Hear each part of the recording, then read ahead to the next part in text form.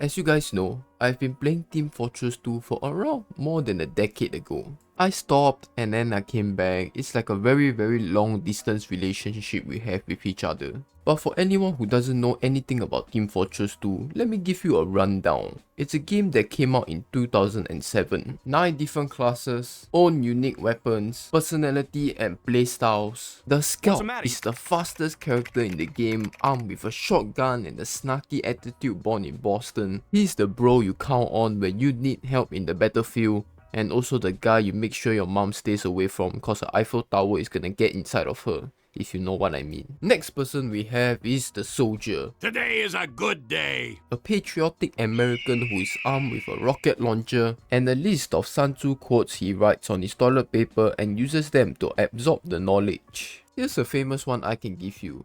Spot the difference.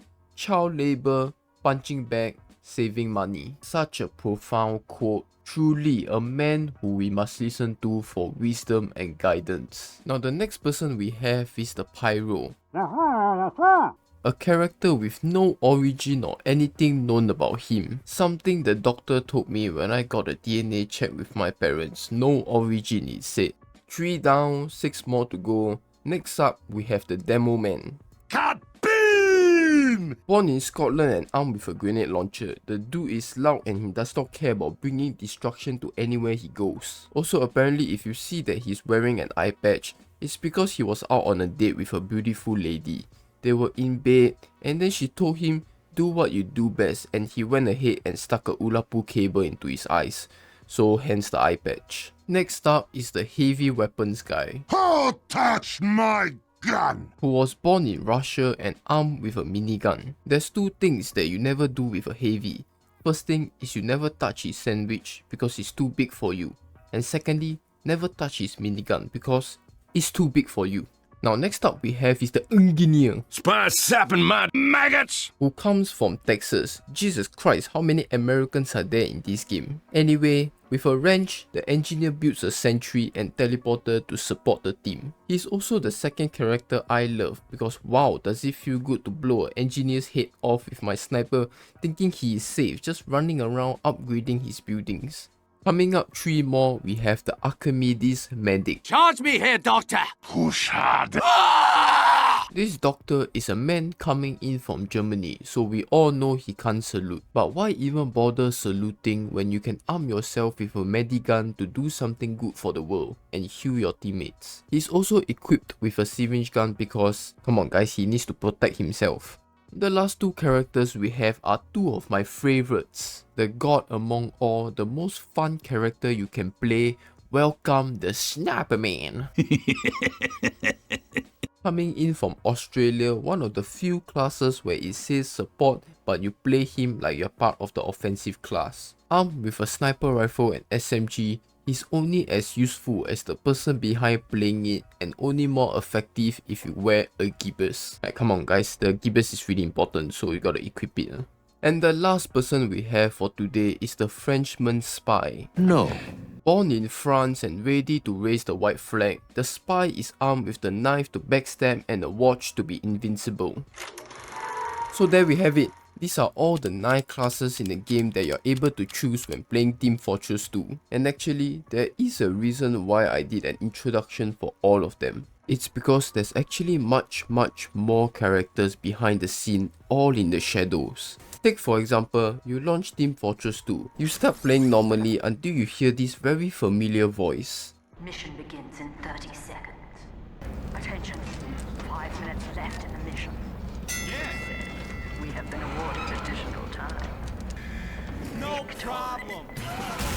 Who is this person talking in the game and making comments in matches when something happens? Meet the administrator. Now who exactly is this granny who looks like she's 25 and 70 at the same time? Now remember what I said that there are more people behind the scenes of Team Fortress 2, she is one of them. Taking a look at the TF2 wiki page, the war comic was released on 9 December 2015. Now just so you guys know, I grabbed this information from the wiki, so if I'm wrong, I'm not wrong, it's the wiki's wrong. How to always be correct 101. So essentially the war comic actually introduced to us the administrator, who is actually behind the screen spectating and sending commands on what appears to many different battles from many different screens. What a loser, imagine working such a tedious job. We also see that she was calling out a red spy in the base to a blue soldier, which if you guys know is the same scenario in Meet the Spy trailer. So what does this all mean then? Is every battle in Team Fortress 2 being spectated constantly by the administrator? Why would anyone do it, and who's in charge of making such a thing happen? I mean,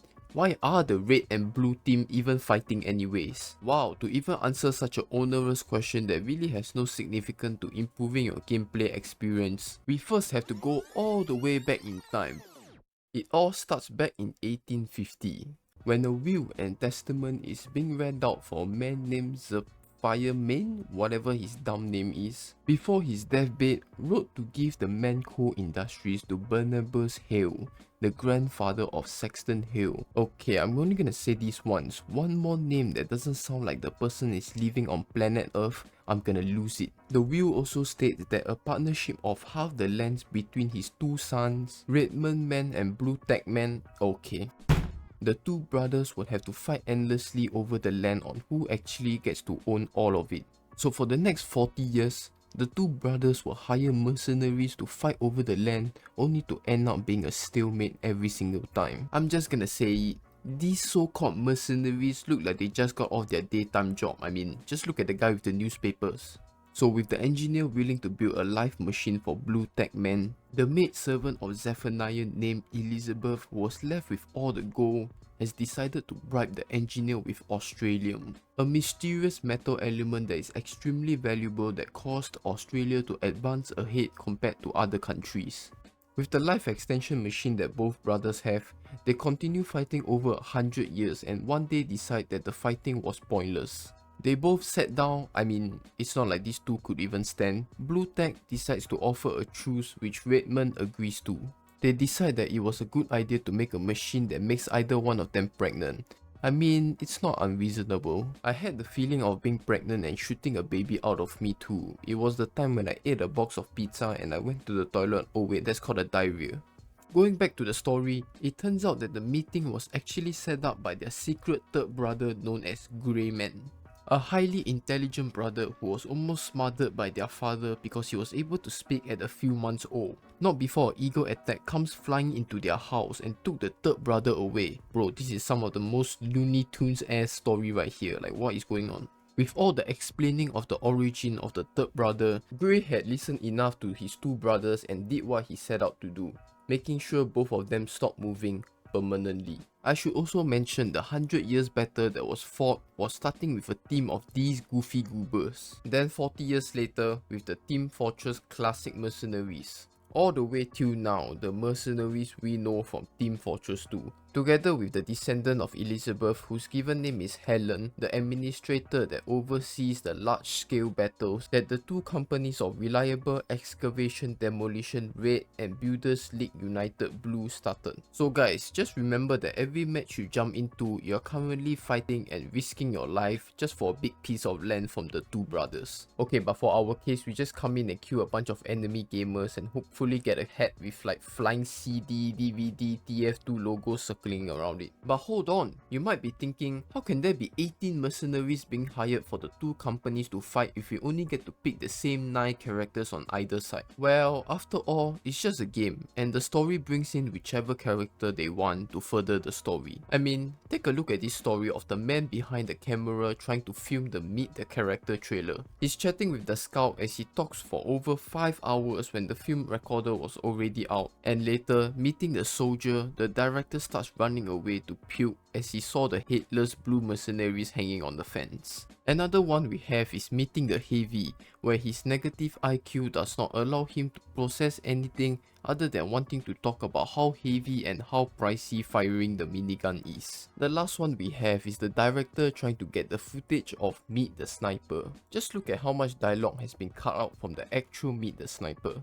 But what does it all mean when sometime in the night after the trailer has been shot, the whole red team was threatened by pictures of where they live and their family? The administrator did all of this to make sure they do not talk about their job and the possible dangers of what happens when people know too much. I think this idea is supported because of the war update when the administrator finds out a Red Demoman and Blue Soldier actually became friends. With that in mind, the administrator sent out Miss Pauling to bribe the Red Demoman and told him that his friend employer had already accepted the offer, all while the Blue Soldier has been told that the Red Demoman was being paid to send and kill him. They even used the machines created by Greyman to get the Blue Soldier angry by calling him a fraud and a civilian. With that in mind, on the day 2 of the war update, news report can be seen of millions of Demomen and soldiers fighting and dying. Yeah, basically what I'm trying to say is that the story does not make sense. Are you telling me there are millions of black men wearing eye patches because they all lost their left eye?